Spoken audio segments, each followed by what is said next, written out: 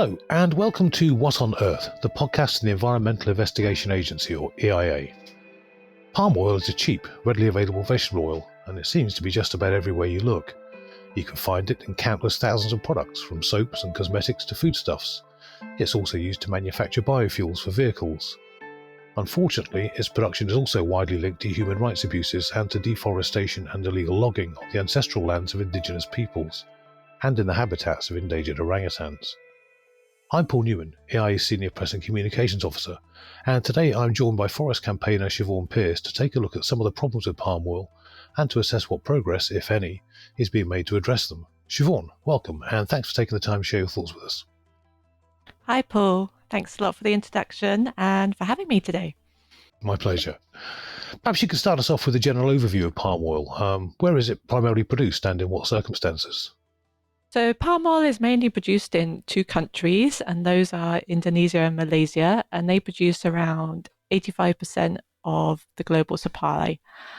Palm oil is also produced in a number of other countries in Asia, Africa, South America, but Indonesia and Malaysia remain the biggest producers. And the oil palm tree is originally native to West Africa, but it began to commercially be grown elsewhere. Really, demand started boom for it in the 1990s. The palm oil tree has orangey red fruits. If you probably haven't particularly seen it, living in the UK, it is a sort of palm tree. It has big orangey red fruits, and from those is extracted palm oil. Actually, two types of palm oil you can get from it: fruits, palm oil itself from the flesh of the fruits, and then palm kernel oil from the seed of the fruits. So, as I said, demand for this palm oil really started to soar in the 1990s. It began to replace other substances or other oils, either as those were deemed to be high fat or because they were actual animal products, and there was a trend to replace animal products with more plant-based products. So it's part of the reason demand for palm oils began to boom, and also palm oil was relatively cheap compared to these other products. So today it's a huge industry. There's about 75 million tons of palm oil produced globally a year. It's one of the biggest vegetable oils produced in the world. In comparison, olive oil, for example, we've got about 3 million tons of olive oil produced a year. So as you've mentioned, it's everywhere you look. About 50% of products in the supermarket contain palm oil, and that might be in food, and it's often named as an ingredient in food products, but you also see it in a lot of other products like cosmetics and shampoos, soaps, washing detergents, and you might not notice it in those because even if you look at the list of what those contains, it might be under a chemical or a scientific name, as it's might be a product that's derived from palm oil, so it's not so obvious. Or sometimes just vegetable oil. Or sometimes just vegetable oil, yes. Although if it's in a food, you shouldn't see it just as vegetable oil now, because there was regulation passed that made it so that it has to be listed out if it's in a food product. So you'll often see something in brackets that says like palm, rapeseed oil, and whatever other mixture of vegetable oils it's got in. So yes. Yeah. And then, of course, we are seeing an increasing trend for it being used as a biofuel, and it can be mixed as well as in with conventional fuels like diesel. So you'll see it then. And then a lot of companies on the high street use palm oil in their products. So, whether that's your high street chemist or your fast food chain. So really everybody is using palm oil, whether they realize that or not. And because of that, we saw real demand, as I said, for palm oil booming in the 1990s and into the 2000s. Palm oil production basically doubled from 1995 to 2005, and then doubled once again up to around 2015. So it's a really huge industry. And this had massive consequences, this rapid demand for it. We had, as Paul, you've already mentioned some of these, huge areas of rainforest, though, cut down to grow it. As I said, it's a tropical plant. So we've had huge swathes of rainforest cut down, which are obviously home to iconic species like tigers, orangutans, etc. They were logged and turned into palm oil plantations. We often had land that communities, particularly indigenous communities, had lived on for generations, being taken over without them having any say-so in that. We've had poor labour practices appear, ranging from extremes of forced labour and child labour to perhaps lesser extremes, but of course no less important, low wages, poor health and safety, etc. And then the other thing we've seen in the palm oil industry is all too often companies are actually operating outside the law in different ways. But one of the key ones is they didn't necessarily get all the legal permits, or any of them, in fact, and also corruption in the industry. So things like bribing officials to get the required permits. That sounds like there's a lot of problems involved in the production of palm oil, which rather begs the question as to why we're still using it. Has the palm oil industry improved since we've been monitoring it? Well, as we've heard, palm oil is used in a lot of products. It's very versatile, and that's because it's got really loads of useful properties. That's things like it stops chocolate from melting so much, makes your shampoo more moisturizing, your soap more foamy, acts as a natural preservative. So lots of use of products, to name just a few there. And you also get a lot of oil produced per hectare of land relative to other oils. So it's about 3.7 tons of palm oil per hectare of land, compared to, for example, rapeseed oil, you only get about 1 ton from the same area. So if we now switch to using, other products that would replace palm oil, we'd have to be using a lot more land. And of course, we've got a growing whale population. We have seen some companies take this approach, notably Iceland, the supermarket Iceland. For those of you who know Iceland in the UK, they made a pledge in 2018 to stop using palm oil in their own brand products. That I actually found that quite hard, and for some products, they just removed their own brand logo from them. They replaced mainly palm oil with things like rapeseed oil and butter and sunflower oil, but based on what I've just said about the amount of land rapeseed oil takes up compared to palm oil, obviously we'd have to have a lot more land given over to rapeseed oil as we replace palm oil with rapeseed oil, for example. Now, the other reason we continue, of course, to use palm oil is it's also now contributes to the livelihoods of millions of small-scale farmers, often referred to smallholders, in those countries where it is grown. It's a major part of Indonesia and Malaysia's economies, one of their biggest exports. So all these reasons are a reason why we're still seeing the use of palm oil. We continue to use it. Now, there have been a lot, as we've outlined, issues in the sector, and there's been a lot of campaigning to raise awareness and get changed on these issues by us and other NGOs and others. And we have seen some improvements. And I think one of the first things we saw is the initiation of different certification schemes. We saw the Roundtable on Sustainable Palm Oil certification scheme established in 2008, and we also saw countries establish certification schemes, both Indonesia and Malaysia, to address some of the impacts. We've seen companies take on and establish commitments and sustainable policies on palm oil voluntarily because of the pressure to improve the industry. We've also seen governments implement various policies. I've got to talk a lot about Indonesia because that's a country we work a lot on, and it's also the biggest producer of palm oil. So the government of Indonesia introduced several different policies to help improve the palm oil industry. It introduced a moratorium also in 2018 on not issuing any new permits for palm oil. That was just a 3-year policy that was now ended. But we've also seen it establish a forest moratorium, so that aimed to protect Indonesia's remaining primary forests and peatlands, and was made permanent, a moratorium. But none of these policies are perfect, and the industry is still far from perfect.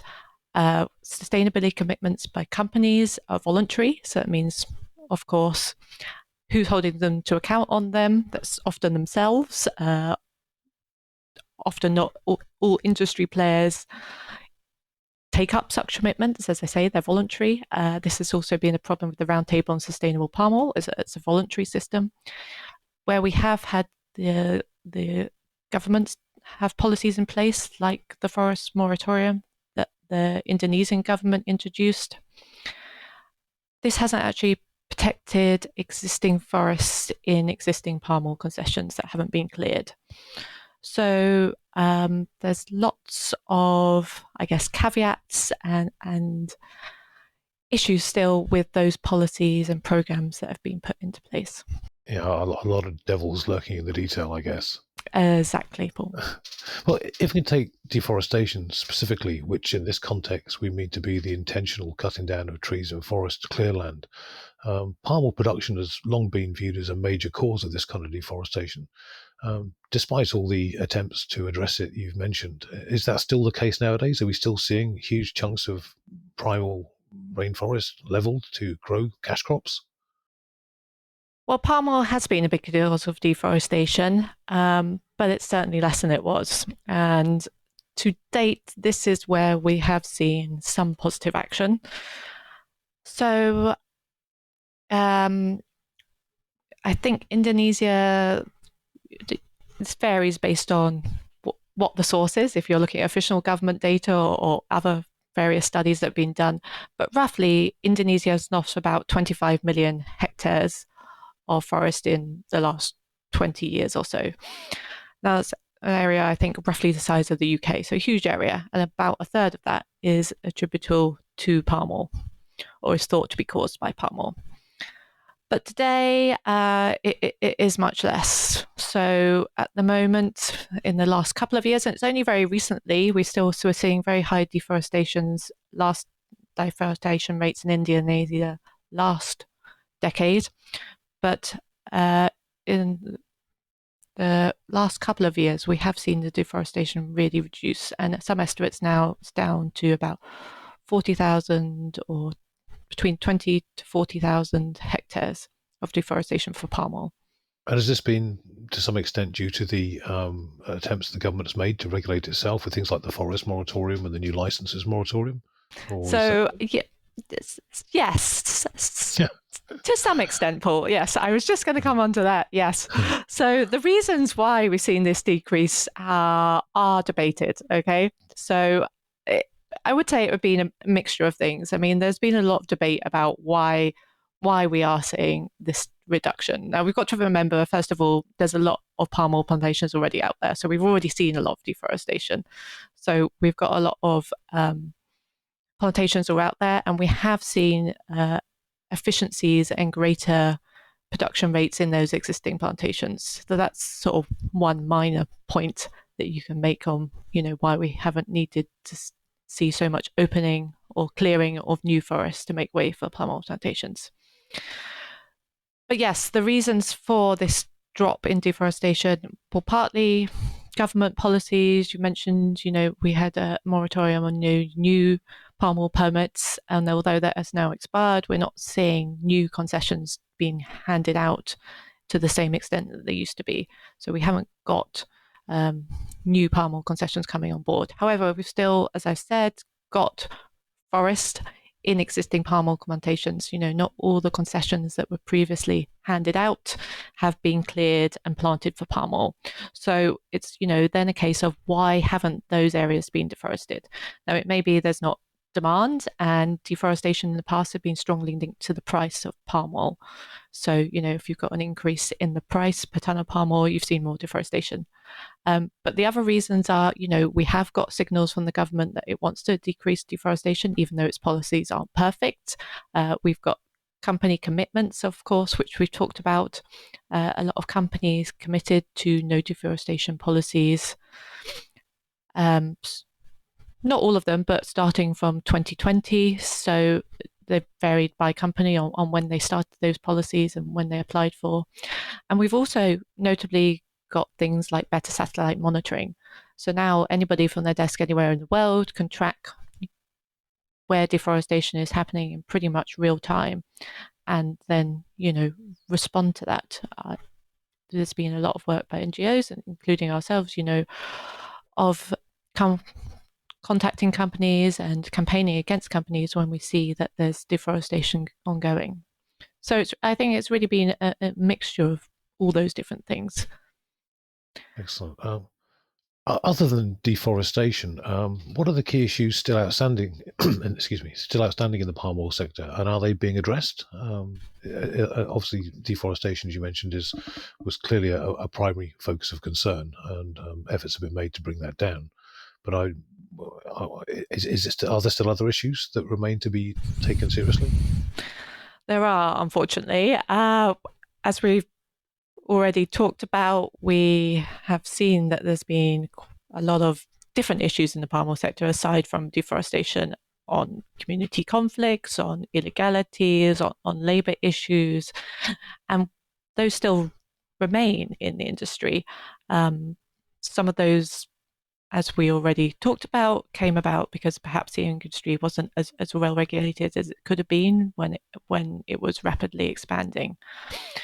So we've still got those issues as well as still environmental issues like the degradation of peatlands and pollution issues, and further social issues like how to ensure smallholders are paid fair price. That's small scale farmers.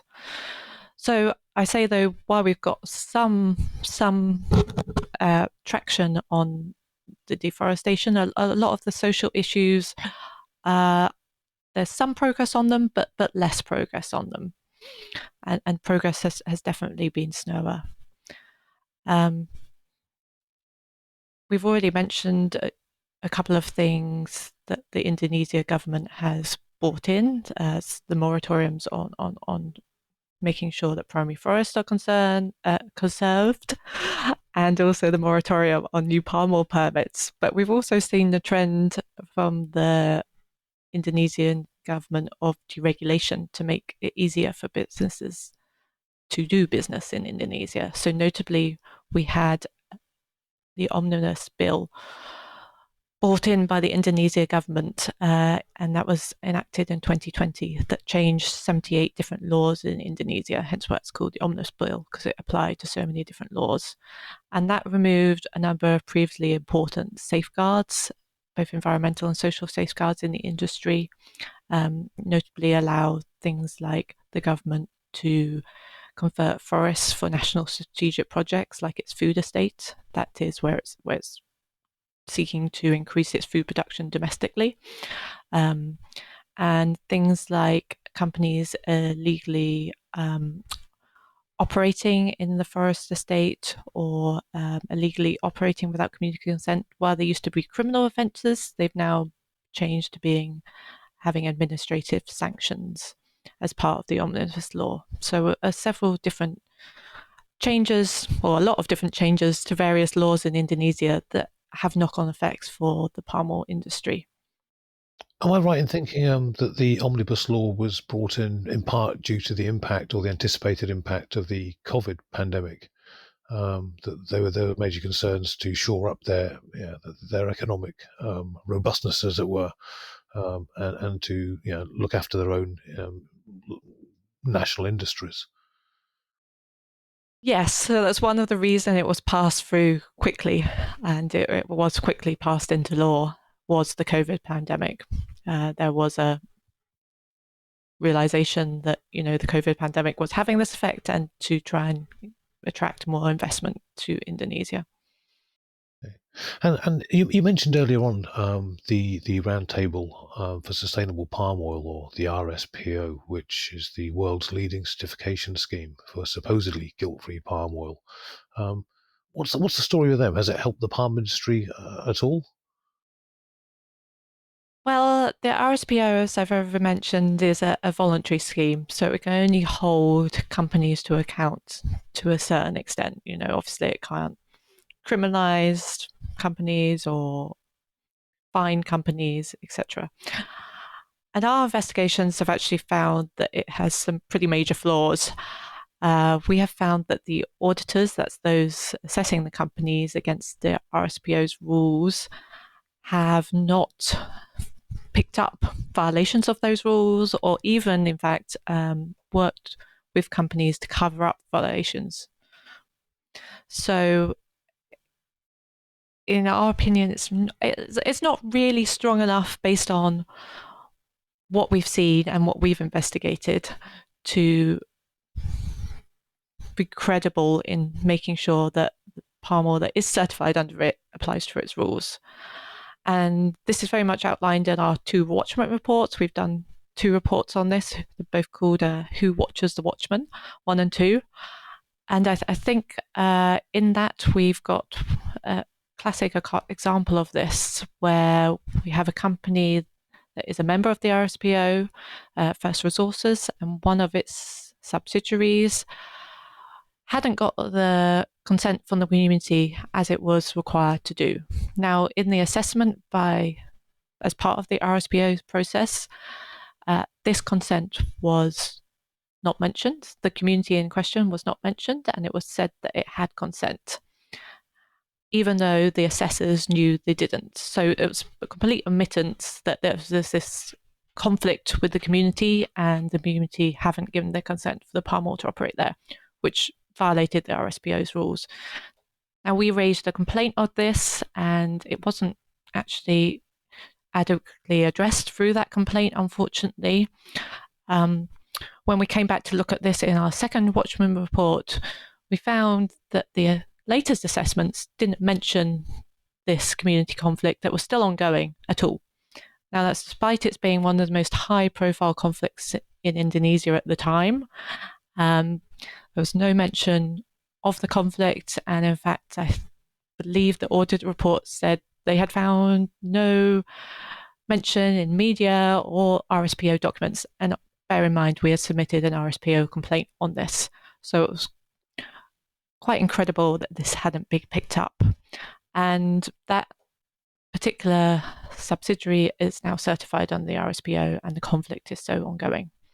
So that's an example of why we don't feel the RSPO has been well enough regulated through its auditors and other measures to make sure the companies that are certified under it abide actually by its rules.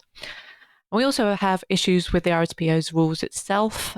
The RSPO, for example, companies are not meant to clear forests under the standards, but there's a caveat or a loophole to that, in that if you have cleared forests, which may be unintentional or intentional, or companies may have cleared forests before they join the RSPO, you can compensate for those forests that have been cleared. And that can be in various ways. It can be that you're required to plant new forests, but it can be that you've just got to pay for some restoration or an existing scheme that might exist. So it can be a bit misleading in that, RSPO certified companies can have cleared forests. They might be doing some restoration or helping to pay towards some restoration of forest somewhere else, but they've still cleared the forest in the first place.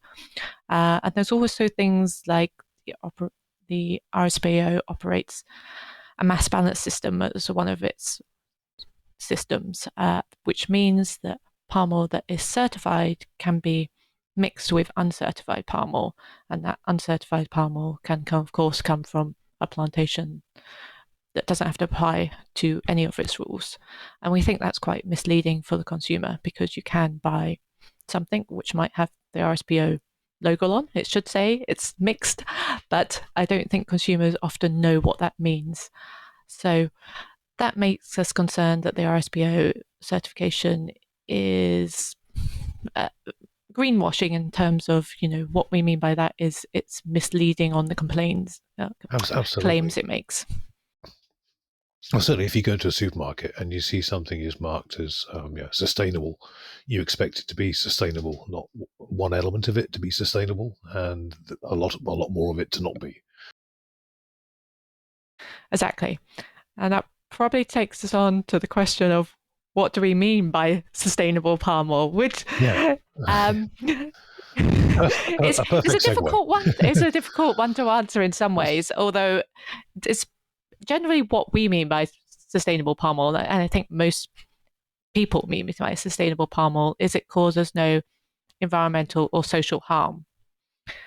Now, of course, different schemes, different companies, different countries' laws apply this in different ways. So there's not one size fits all as such. But that's generally what we mean by sustainable palm oil, and I think consumers would expect that it doesn't cause environmental harms, whether that's pollution or whether that's cutting down primary rainforest, and it doesn't cause social harm, which we mean there's isn't conflict with local communities, that it's not causing poor labor practices, that it's treating smallholders fairly, etc.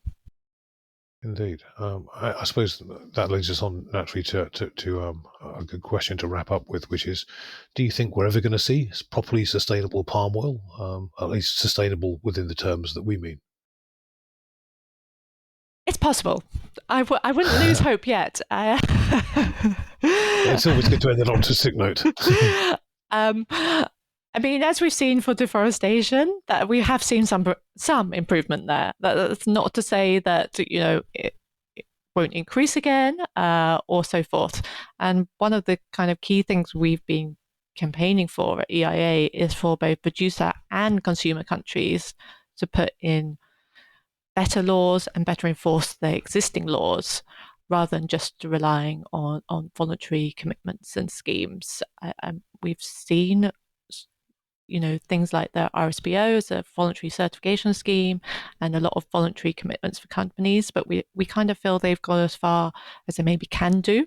And what we need is the whole industry as a whole to come up, because of course they're voluntary, only some companies choose to adopt them. And we've seen trends, for example, of companies that have adopted such commitments or become RSPO members. We've seen a trend of them selling off what we call their troublesome parts of their company, or their troublesome subsidiaries, and those might be those concessions that still have a lot of forest left.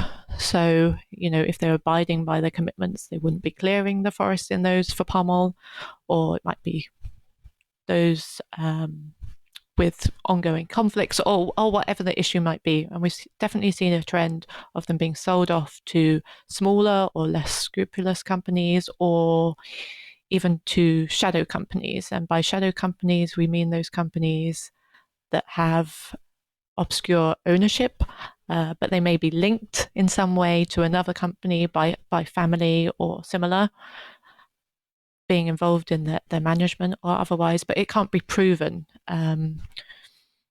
who owns those companies. And often these smaller and shadow companies are registered in offshore jurisdictions, so it's not clear who's ultimately owns them. So they very much operate in shadows, and those are the companies that we're increasingly seeing, doing the most harm. So what we'd really, like to see is the whole industry as a whole brought up to a higher sustainability standard, for want of a better word. But the whole industry is getting there, but it takes time. And sorry, Paul, you were going to say something. Yeah, I was just going to ask, in terms of the various things that can be done above and beyond the RSPO. I'm thinking in terms of stuff like the European Union deforestation regulation, which I believe is in effect now, which is I believe the requirement is to bar products from the EU markets which are connected to deforestation and the issues we've been talking about. Certainly, from what I've seen in the media, the governments of Indonesia and Malaysia have noticed it.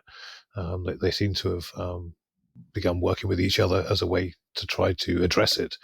Do you think that's the kind of regulation that's going to have an impact? Is that going to make these countries sit up and take notice enough to actually put the sector on a better standing? Well, we hope so. The EU deforestation regulation, as you mentioned, has just come into force this year, and it will take effect at the end of next year. And it really builds on the successes we've seen under the EU timber regulation that has been in place for a decade now, that requires timber placed on the EU market to be legal. And that was something that EIA was instrumental in through its investigations, mainly again in Indonesia, looking at illegalities in the timber sector, and brought in and campaigned for the EU timber regulation. So since then, we've really been campaigning for something similar that can address the challenges in the palm oil sector. And we have this new law, the EU deforestation regulation, that will mean that companies that place palm oil and other commodities, it's not just palm oil, I should mention that it also covers soy, beef, cocoa, coffee, and rubber. So companies that are placing these on the EU market will be required to do due diligence, so be required to look at their supply chains and ensure that the products that they are placing on the market are both legal and haven't caused deforestation after 2020. I'm assuming this is a mechanism to try to compel these countries to put their house in order. It is, and it builds on, as we have heard about, those policies that have already been brought into effect, and those commitments that we've already seen from companies in the sector, albeit them a lot of the time voluntaries. Now, the UK has also enacted through the Environment Act in 2021 similar due diligence regulation that will mean palm oil and other commodities placed on the UK market also have to be ensured that they've been produced legally in the country of origin. So obviously for palm oil, that will a lot of the time be in Indonesia and Malaysia. And we're also, of course, been working a lot, and we continue to work a lot with our partners in Indonesia, notably Telepac, on working there with the Indonesian government to improve legality in the palm oil sector through things like its own certification scheme, so the Indonesian Sustainable Palm Oil Standard, which is based on legality. So working also to improve those schemes at both ends. Siobhan, thank you very much for joining us today, and the very best of luck to you and your fellow campaigners on this issue. I hope you'll come back in the near future and give us an update on it. Yeah, well, we are excited to see what impact all these new regulations will have, and that the industry will continue to improve. Excellent. Well, thank you again. If you've enjoyed listening to this podcast, please watch this space for future episodes, and do check out our website at eia-international.org to find out more about our work. Thanks for joining us, and wherever you are, stay safe out there.